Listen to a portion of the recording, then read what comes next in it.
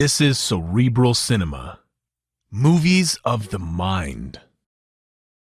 William Gargan stars as Barrie Craig, confidential investigator.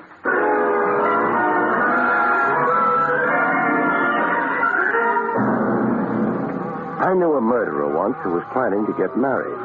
So he killed a man for money enough to furnish a house.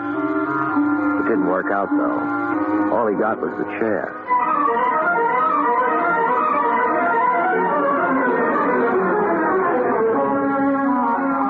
The National Broadcasting Company presents William Gargan in another trend #1 detective, Barrie Craig, confidential investigator.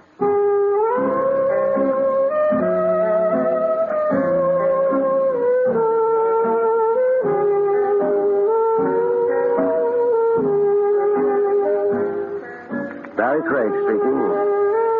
It gets dark early these days. It's always cold, and a confidential investigator's business dies a slow death. Maybe it's because the weather discourages romance. Wives stay home knitting. Husbands decide the blonde wasn't born who's worth a trip through the icy city. So I'm in the office pretending to go through the files, trying to keep the corpse warm. The buzzer buzzes, and I look up. Maybe I think it'll be a fireman. It's open. If it is, he forgot to bring the fire with him. You, Craig? I'm Craig. Sit down. Yeah. Kind of colder. That's why I'm still here, Mr. Hearn's the name. Joe Hearn. How do you do? Are you in a position to take on a job? A job for when? Tonight. Oh, you're lucky. It so happens I'm free tonight. Now, if you'd wanted me to go to work tomorrow, you'd still be lucky. I'd be free then, too.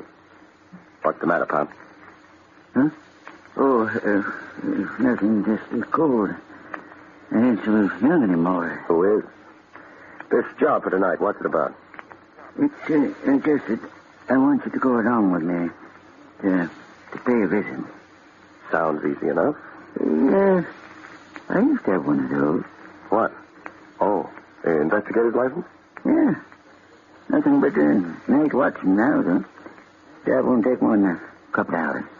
Would $25, you know? Sure. Here, I got the dough with me. It's out on Staten Island. Ouch. It ain't too bad. You can stay inside on the ferry.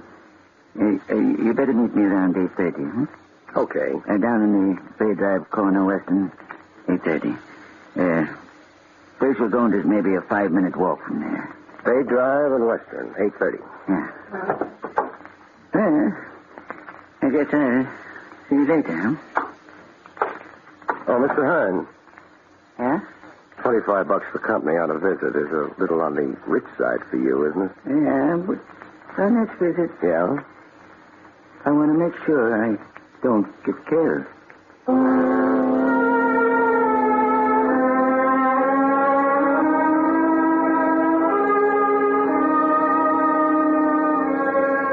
Mr. Hearn didn't pause to explain. I started after him, shrugged my shoulders, went back to the desk, and put my files away. A client's got a right to his privacy. I wondered how I'd like being a night watchman if I ever washed up as a private eye. I decided I wouldn't and headed for a hamburger joint instead of a steakhouse for dinner.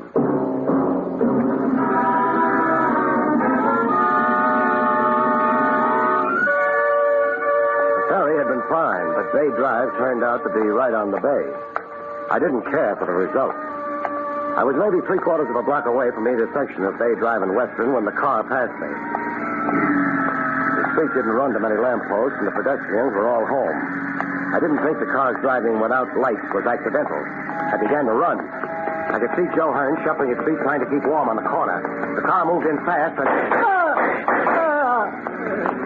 Then it went away. No license plate. I got to where Hearn was hugging the pavement and bent over him. He'd given up trying to keep warm. He'd never be warm again.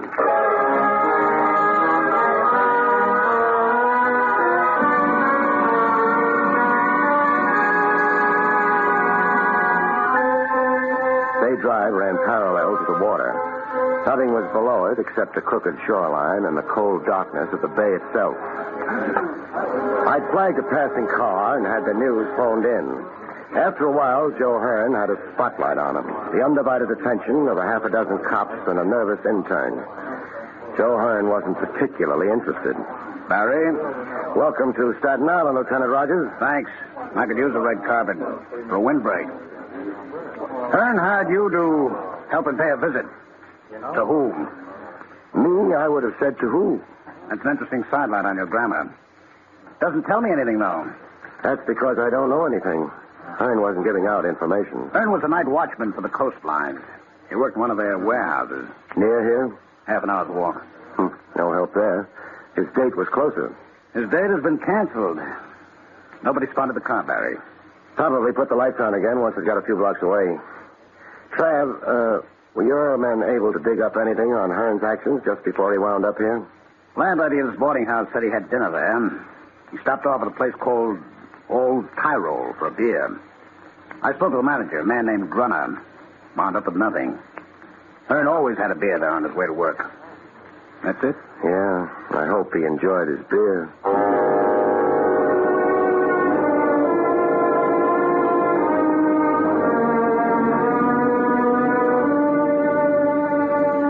They finished with the chalk marks and the flashbulbs. Hearn wasn't a heavy man. They had no trouble rolling him onto a stretcher and taking him away. The last I saw of him was a pair of tired shoes. The right one had a hole in it. I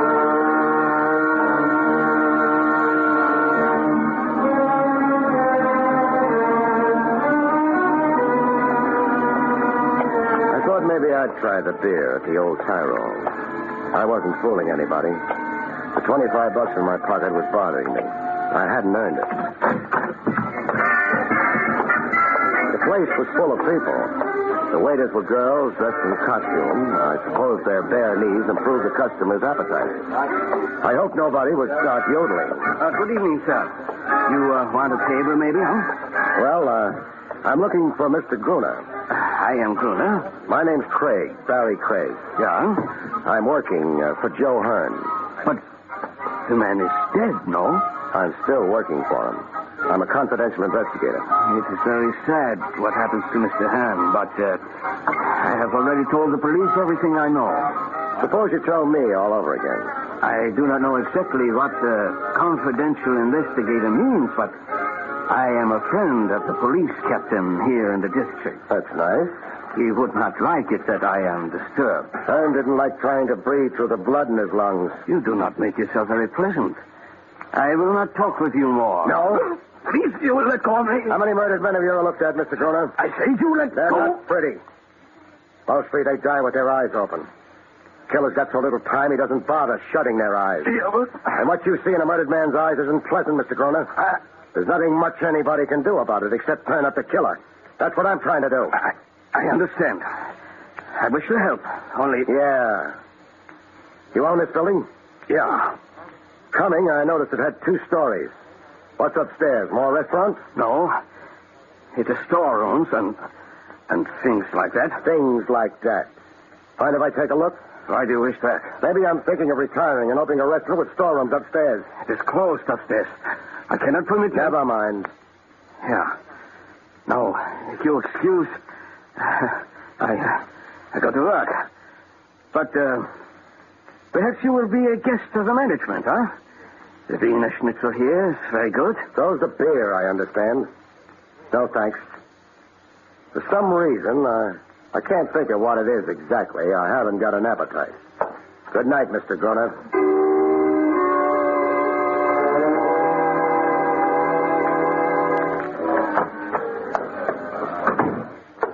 Welcome to the Bay Drive precinct, Barrie. Hello, Trav. How's the beer at the Old Tyrol? What makes you think I've been there? We've met before. You're bothered about Hearn. Sure. I owe him $25 worth of investigation. Uh-huh. Worrying about money? What else? I won't tell anybody you're sentimental, Barrie. Thanks. I'll keep quiet about your reading books. That makes us even. What'd you find out, if anything, at the Old Tyrol? Nothing. You? You gave us the fact that Hearn was a private eye once upon a time. So? The reason he quit was because the commission revoked his license. They must have had a reason. They had. A good one?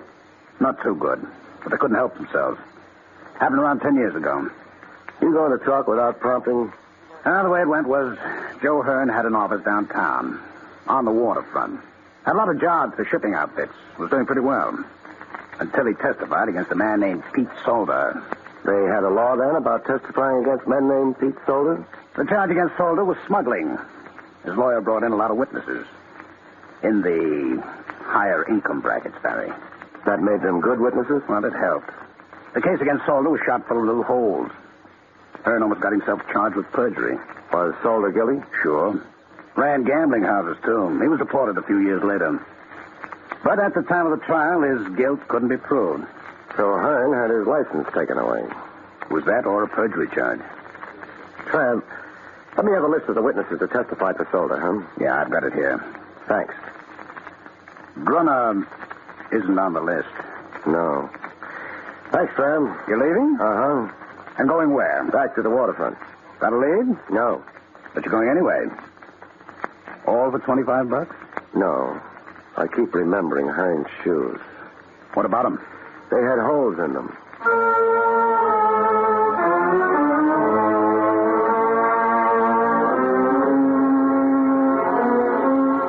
I went back to the corner of Bay Drive and Western. The cops were gone. Hearn was gone. The only thing left was a blood stain on the pavement. Not much to show for a lifetime. I remembered what Hearn had told me. His visit was to a place 5 minutes from Bay and Western. It wouldn't have been back along the way I'd come. It couldn't be down Western to the water. It might have been up Western going inland. It might have been along Bay Drive where it hugged the shore. I'd invest 5 minutes along the shore. Hearn's life had been played near water, and it ended there. 5 minutes was a small investment. But Bay Drive died on me. In 5 minutes, a high brick wall stared at me. I backed up away from it, and there was a house rising above the wall, set deep behind it. Maybe it was the wind that lifted the small hairs out of the back of my neck. I found a gate in the wall. There were lights in the house. Who's that? Open the gate. Sure, I'll open it. Now what? I'm paying a visit to the house. What time do you think it is? 2:30 in the morning. No time for visiting. Everybody's asleep. The lights are on. They're nervous up at the house. They sleep with the lights on. Now. Listen, I don't want to get rough. I'm visiting. Oh, you're on your way out. Now. Hey, you nearly broke my arm. Keep your hands out of your pockets. I'm not interested in your gun. I wasn't. You mean you're not? The house, huh? Okay. I don't know what you think you're doing. Paying a visit. You announced me as Craig. Craig? Yeah, Barrie Craig. Hey, you're a private eye. Confidential investigator sounds more expensive.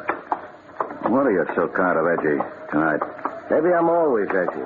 Dodging in on Mrs. Warren like this won't do you any good, though. I'm not looking for any good. What's your name? Dolan. Got a license for that gun you're carrying? What's the matter? You got a license complex or something? Forget it. That gun been used recently? You keep popping on my gun. Lay off. They've been out the grounds all night. I didn't ask you. Mrs. Warren run to a butler? He goes to bed early. All right. Get back to the gatehouse. Oh, wait a I minute. said get back. You like to throw your weight around, don't you? I've got plenty of it. Yeah. Only one thing. There's just so much I'll take, and then... And then? Nothing. Dolan, what? I'm not Dolan. So I see. The name's Barrie Craig. Mind if I come in? That might depend on just who Barrie Craig is. Well, he's a confidential investigator. He's got an office in the city, a license under glass, and And? a necessity for visiting. Does it happen often? No. Well, I suppose there's no harm in indulging you, Mr. Craig.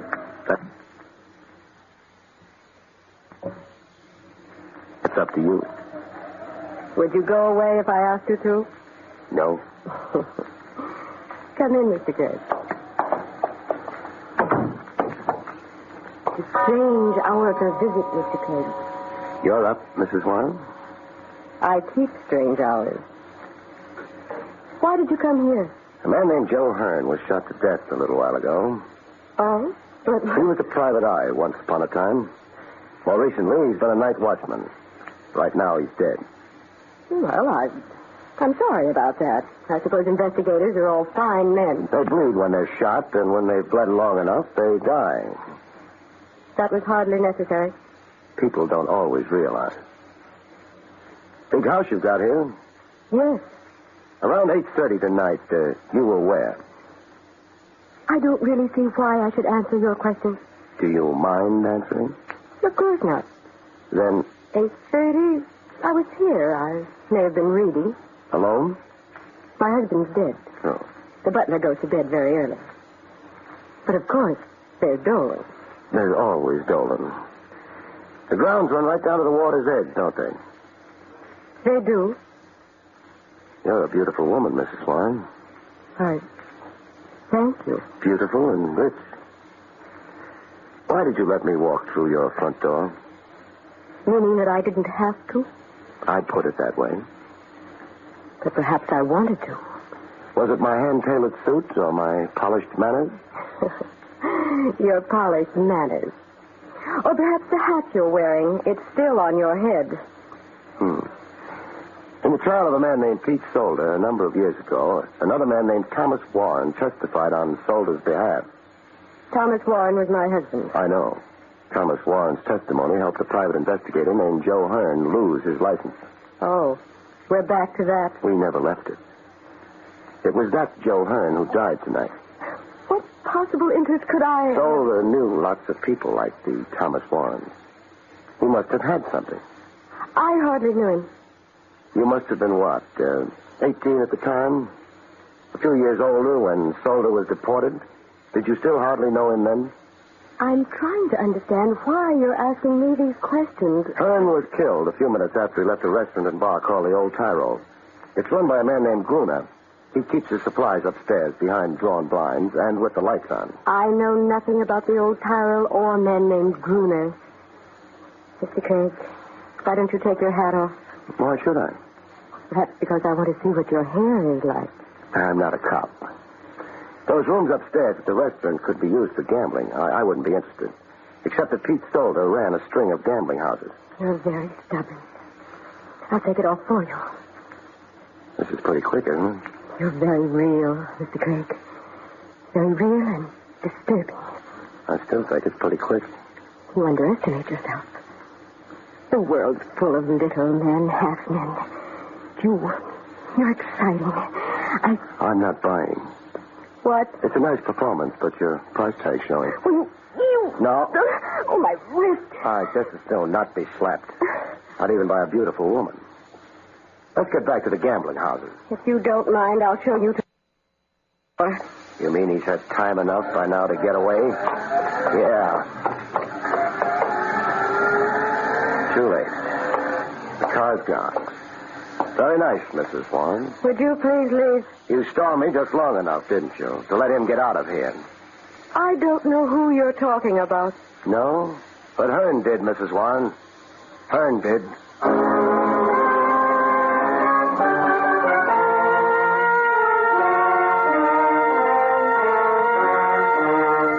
I left. Dolan didn't try to stop me. I hadn't expected him to. Out in the bay, the boats lay at anchor, rocking with the tide. The Old Tyrol was still open for business. I gave it mine.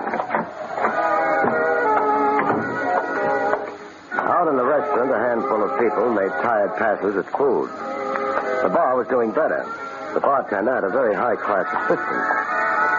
Hey. Yes, sir. What will it... Mr. Craig. Hello, Mr. Gunner. You are back again. Yeah. Surprised? What is it you want now? Let's not disturb the bartender. Let's go where we can talk. I do not wish to go... Sure you do. Only you don't realize it yet. I still say... Gunner, you know where I've been? It is not my business. I've been visiting Mrs. Warren. It means nothing to me. Who is Mrs. Warren? A lady with a lawn sloping right down to the shore of the bay. So? Yeah. We go to my office. Fine. It's upstairs. No objection. Right up among the storerooms, huh? Store? Oh. Yeah. You didn't hit those yeahs hard enough. What you really mean is that you're closed up for the night. Upstairs. You say things which I do not understand. Never mind. My office is here. Very pretty. You do not come to admire my office. Mr. Craig, what is it you wish to say to me? How well did you know Joe Hearn? I hardly knew him at all. He stopped in every night for his beer. It must have been more than a casual thing. No. The cops know better.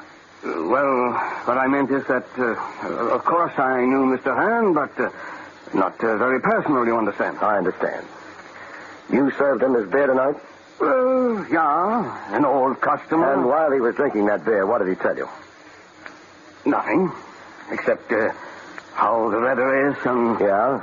And that is all. A couple of boys chatting about the weather.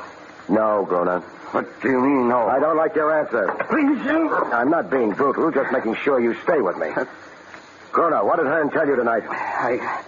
I'm not well. Please. You're just beginning to feel sick. It'll get worse, Grona. I am not concerned. I'll tell you what you and Hearn talked about. Hearn mentioned the fact that on his way to work, he always passed the Warren estate. He told you that when he passed it last night, he saw someone go in that estate. Someone whose face he had a very good reason to remember. Isn't that what he told you? No, I swear to you. No? Why deny it with such excitement, Grona? Why swear to me? Because you know what it means, don't you? That's why you're so anxious to get out of it, isn't it, Grona? I say nothing. Let's go back to storytelling. Hearn told you that. He also told you he was going to pay a visit with a private eye. Me.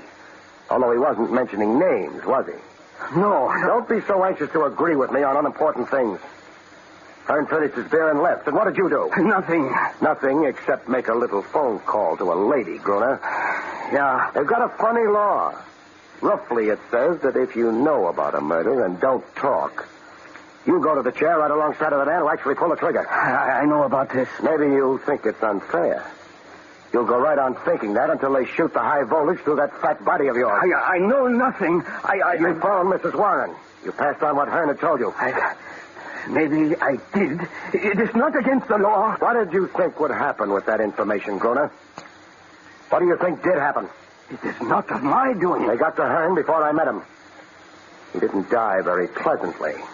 I'm angry about that. Please, Mr. Craig, you are hurting it. Try breathing with lungs full of blood sometimes. That hurts more. Who did Hearn tell you he saw entering Mrs. Warren's estate last night? You let go of me. I tell you. Thanks. I wish that it is on the record that I did not know what will happen. It'll be on the record. Now stop washing the blood off your hands and talk. All right. Then I speak. The man Hearn sees who goes into the Warren is... Get out! Grona! Nice shooting, Dolan. Come out from behind that door. I've had a bead on it since we came into the room. The angle's wrong for you. Come out from behind that door, Dolan. Okay. Hold it. Drop the gun. Now, keep coming. Hey, what? I said keep coming to me. Or do you want to find out if I shoot straight? Oh. I'll keep walking. That's fine. Now stop. Turn around. Back to me. Face that door you just came out of. Yeah. Now, you start back to the door, Dolan. What's out here? One dead private eye is enough for tonight. So we play it this way. Start walking. I'll be right behind. So if anybody gets nervous and starts shooting, I'll see to it that you don't fall down when you get shot. You can't do this. I'm doing it. Keep walking. But he'll shoot. The boy in the room you came out of? That was the idea, wasn't it? You were coming in. I was supposed to think you'd been alone. I wouldn't be watching the next room. I'd make a nice target. But I like you better as a target. No. Kick the door open all the way. Okay. Yeah. Better. Much better. Hold it, Dolan. As for you, you can try shooting it out with me. That much of a chance for you, though. Or you can drop your gun and hope. You may stay alive a little while longer that way till a jury gets around to you. What will it be, Mr. Solder?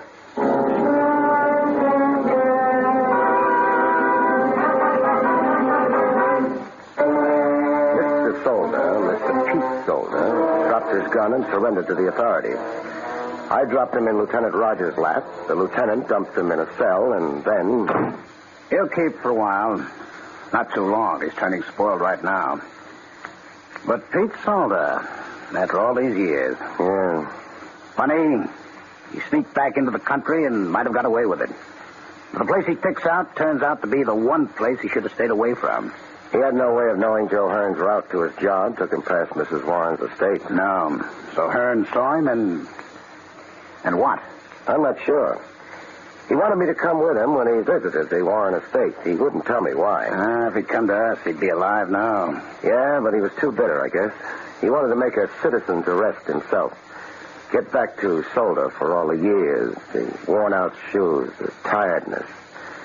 It might have worked out if he hadn't talked to Gruner.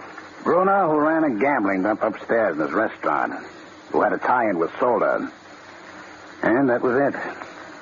But, what led you to it? Little things, mostly. Something Hearn came across on his way to work led to his death. The Warrens had figured in the reports on Solder's trial. A small boat could land on the estate without being seen. And Dolan said something about this being a night where a private eye would be edgy. But he had no way of knowing about Hearn unless he had a hand in his death. Well, it's all washed up. What are you doing the rest of the night, Barrie? Go home and... No. I earned my $25. I'm going out and spend it. On what? A steak. Good night, folks. See you next week.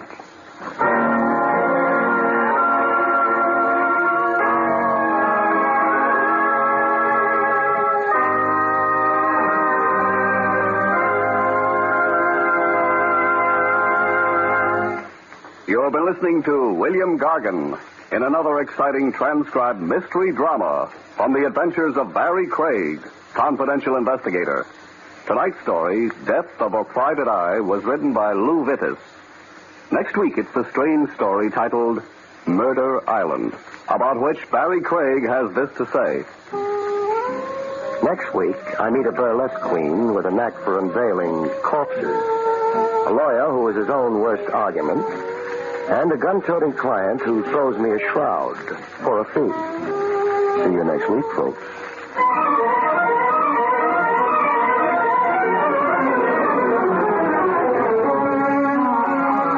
Featured in the role of Mrs. Warren was Fran Collins. Barrie Craig, starring William Gargan, was under the direction of Hyman Brown. This is Don Pardo speaking.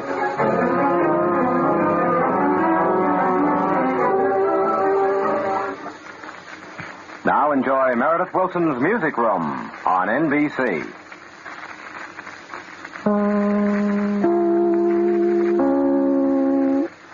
Cerebral Cinema hopes you have enjoyed this movie of the mind.